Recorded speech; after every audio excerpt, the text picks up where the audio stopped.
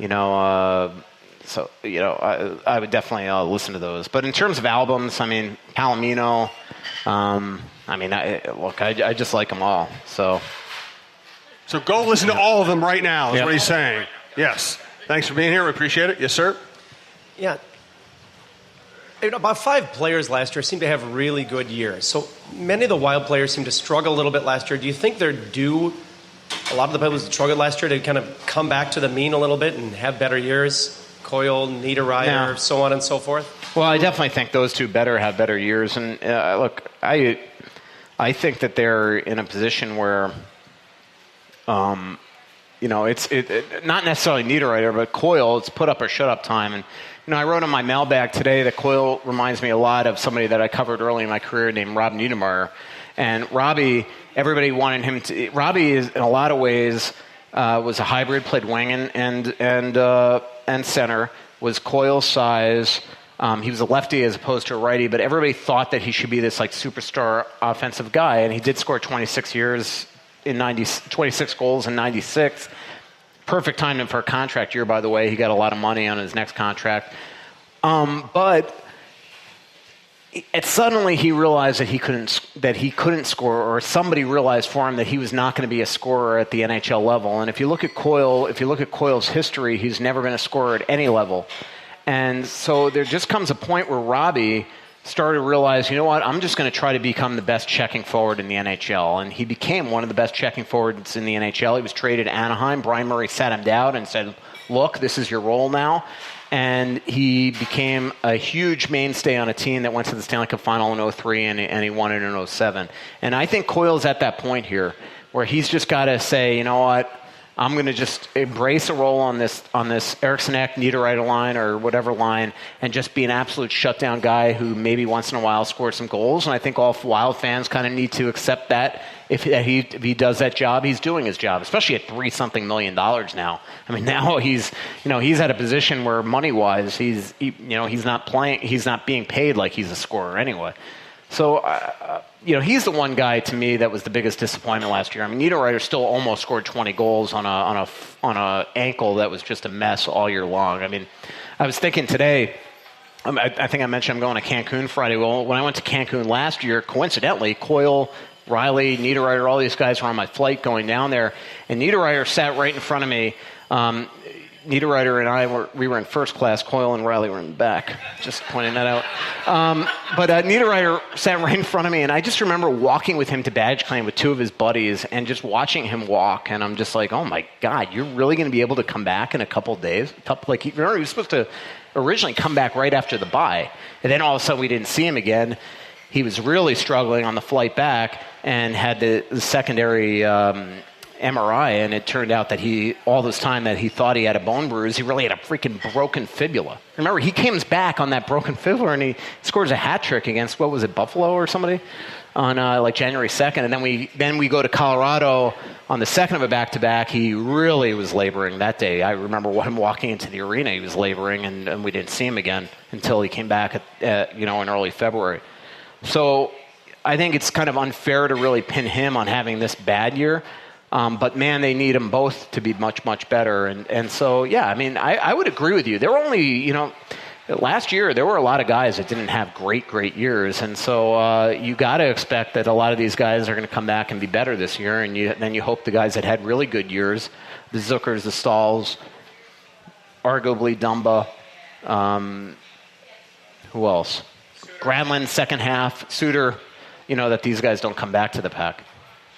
Good question. Thank you. Appreciate it. We're looking at the big windows at Dulono's. Finally, Vicky. Downtown Minneapolis, 118 North 4th Street. Again, $12.99. Pretty much all-you-can-eat buffet that Michael has enjoyed. Great happy hour, great pizza, large delivery service. Check out Dulono'sPizza.com. Vicky. Any chance we can get rid of that dog stuff? No. Brandon? No. No chance. That's going to be its own show. We're going to separate that out. We're going to franchise it. Holy hell, am I in deep trouble. Oh, yeah. We're going to get Barbara on the air next week. She is going to be so pissed. Yes.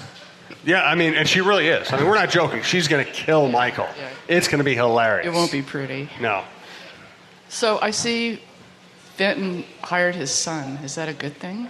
Well, I mean, his son was scouting for the Oilers, and I think a lot of people that know him say he's a good hockey guy. But I mean, that's the way it works. I mean, a lot of great teams in this league were built on the backs of family members or buddies being together. And I mean, every organization in the league. I mean, let's be honest. If Fletcher goes to Seattle, we know everybody that's going to be in that front office, and whether it's his, Chuck, who was the son of Cliff Fletcher, or is the son of Cliff Fletcher. I mean, that's how he kind of got his start because of the name. David Poyle, one of the best GMs in the league, son of Bud Poyle. I mean, that has gone on and on and on in the history of the league. So him hiring his son as a scout to me was something that was definitely going to happen, and it might be a good move. I mean, who knows? Yeah, I was just it's all hoping... about trust in the front office, and I mean, it really is. You got to know that the guy to the righty is not going to, freaking backstab you or whatever. I mean, it sounds stupid, and they're not fighting wars, but that's the way it is in front offices on and on and on in the history of the world, right, Jim? I mean, that you need to trust the guys that you're working with. I'm a little worried about the guy to my right, but exactly. We'll get past that. I've had plenty of times to just put a shiv in his back, but I just continue to. But I'm a fast healer. Yeah. I get off the DL real fast after he does that to me. One more thing. Yes. Does Fenton like Bruce? I mean, I think so. Yeah. I mean, but kind of again, hard not to like Bruce. Yeah. Isn't I mean, it? but again, I mean, it doesn't mean that he won't fire Bruce. I mean, who's it? Brian Burke's one of the best buddies with Bob Hartley, but canned them eventually in Calgary. I mean, that's just the world that we live in. And look, when you're a new GM and you're coming in and you're inheriting a coach, usually, I mean, all coaches are. I mean, Chuck Fletcher's here or any name GM here. Bruce Boucher, let me promise you, Bruce Boucher will be fired from the Minnesota Wild someday. Just might be next year or 5 years from now. I mean, that's just the way life works in hockey. Thanks, Vicky. So, okay, thanks appreciate for the beer. it. Thanks. Yes, sir. DJ, nice to meet you.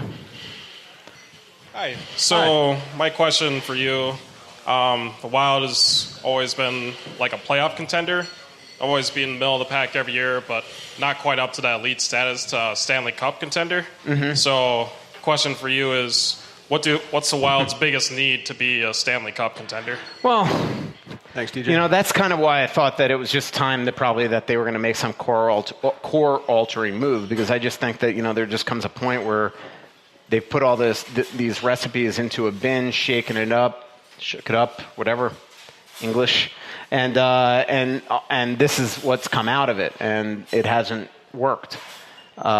So that would be the hard answer, but the easy answer. I mean, if that is the answer, if that is what they determine at the end of the day, it's going to be a long road to rebuild this team, because they've.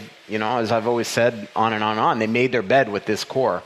And now everybody in this core has gotten paid. Everybody. Now that Zucker and Dumba got it. So they all have gotten their money now. Now freaking do it. And they so far haven't proven that they can do it. So, and in terms of actual specific needs, I mean, on this specific team, I mean, look, they need a right shot, right wing that can play top 6 minutes. They don't have that right now. So that's where Bruce is a little bit out of a loss, whether he puts Niederreiter in that position, Greenway playing his offside in that position. Maybe Cunnin can make the team and play there, and you move Coyle up. We'll see. But in terms of overall, globally, where this team could become a contender, I just have trouble believing that this core as a group, which we have all now watched for now 7 years, essentially 6-7 years, whether or not they're just going to all of a sudden magically, with a snap of the fingers, go out and be able to beat these big teams in the Western Conference. So, I mean, maybe I'm wrong, but this is kind of why I say that we've all seen the way that this movie ends. Your question. Thank you, DJ. Thanks Sorry for being to here. disappoint you all, but thanks for coming. Yes, sir. I've heard so much about you. Now you have this high bar. Oh my God! Look who's up.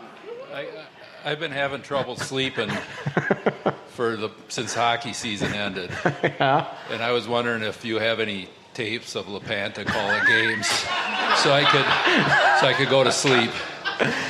One of the funniest things that happened in Italy is one of the 2 days to go. We're in San Gimignano, and we went to that winery, and Lepanta decides that he's going to do play-by-play of a foosball game. And oh my goodness, that you couldn't change the channel, Jim. Or mute it. I'm just trying to imagine it.